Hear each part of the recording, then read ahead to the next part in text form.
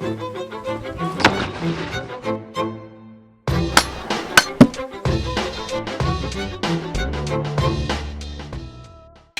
this is the dual action hidden blade which I've made.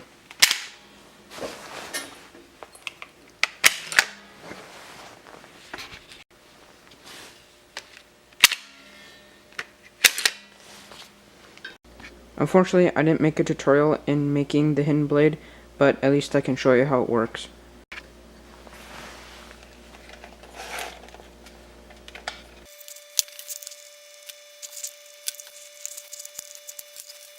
So firstly, there's these retractable locks on both sides.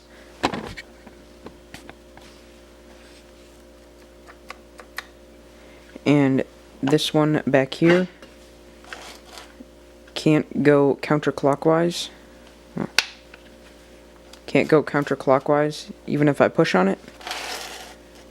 And this one here can't go clockwise even if I push on it. This track right here, this white piece, holds the blade in place with no sideways movement.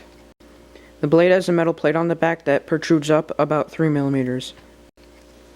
This is because the blade itself needs to be able to slide down the white track, but this part needs to be caught on the locks.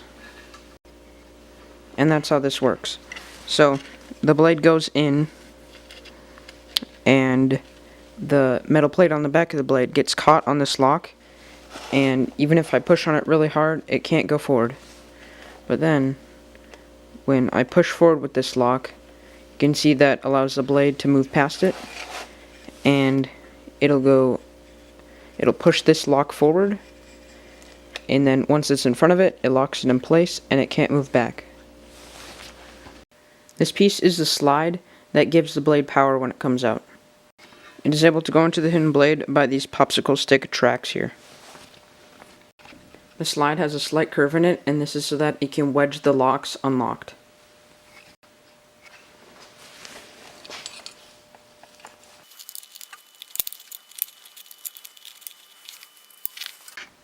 As you can see, when I move this slide forward, this lock here gets moved out of the way just enough so that the blade can get past it. Same thing for the front lock. When I move the slide back, it pushes this lock out of the way just enough so that the blade is able to go back. The timing of the unlocking of the locks needs to be precise. For example, by the time the slide reaches the front of the box, this should have unlocked at the exact same time. If it is not timed correctly, then it's going to slam into this piece that is blocking the track, and in turn won't go far enough to lock into the front of the box. These hooks back here are attached to a spring which is attached to the slide. These will lock on to the back of the blade as the slide moves forward. With that being said, they don't move as the slide moves, and instead they build up spring tension on the blade. So eventually, as the slide pushes this lock out of the way, this is still locked on the back of the blade, and so as we move it forward, it's slowly unlocking it, but notice that this piece stays still. So when it finally unlocks it, all the spring tension is released and the blade is ejected out the front.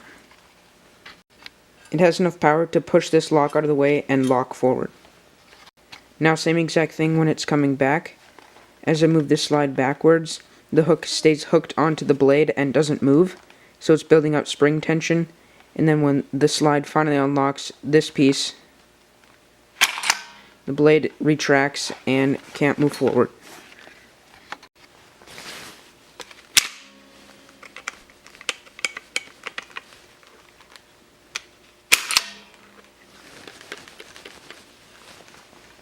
Now I'll attach this ring with a wire to this bolt here, which is attached to the slide.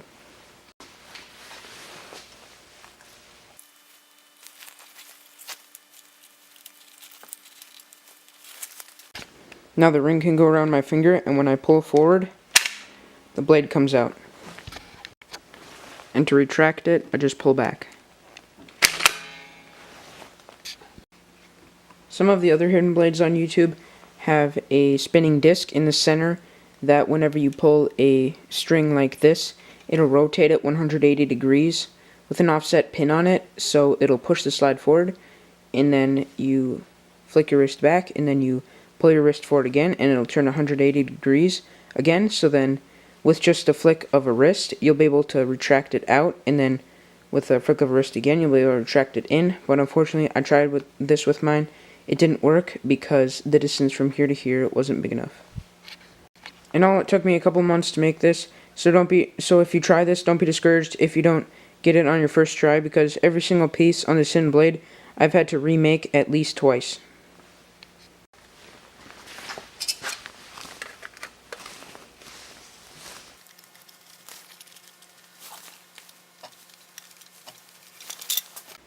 Thanks for making it to the end of the video, and make sure to subscribe because next week I've got a cool dagger project coming.